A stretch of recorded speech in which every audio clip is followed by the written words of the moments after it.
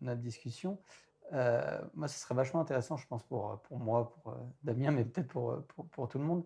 Ce serait quoi tes conseils pour un jeune qui voudrait se lancer là-dedans? Alors, toi, tu as expliqué ton parcours, c'était assez jeune parce que tu étais un peu sensibilisé à ça à travers les jeux vidéo. 15-16 ans, tu as expliqué que tu as commencé un petit peu.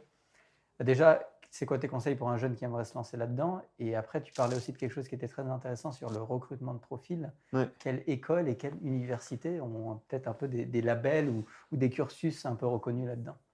C'est difficile déjà parce que j'ai toujours du mal à émettre un jugement. Enfin, je vais pas arriver et dire: «Non, mais cette école, elle est bien, cette école, elle est pas bien». Mmh.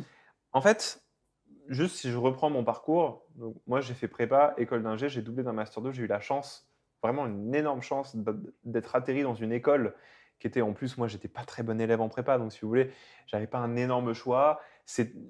C'était un peu une bénédiction quoi d'avoir été admissible dans cette école d'informatique qui était quand même plutôt Réputé, ouais. bien, elle était pas réputée, je veux dire, c'était pas l'ENSIMAG qui était Ouais, top 1 ouais. CCP par exemple, mais c'était quand même une école potable. Et en fait, il s'avère que je n'aurais jamais pu faire le parcours que j'ai fait si j'avais pas été dans cette école, Ouais.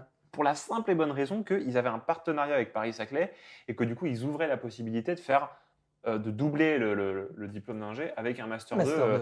un master 2 au Master Secrets, auquel je passe un bonjour, à l'UVSQ, donc l'Université de Versailles-Saint-Quentin. Et voilà, c'est vraiment un coup de bol. Mais moi, mon premier job, donc je parle pas des stages là, je parle vraiment du premier CDI que j'ai eu, c'était un job de pentester, chez NetXP. NetXP qui n'existe plus puisqu'il y a eu une fusion.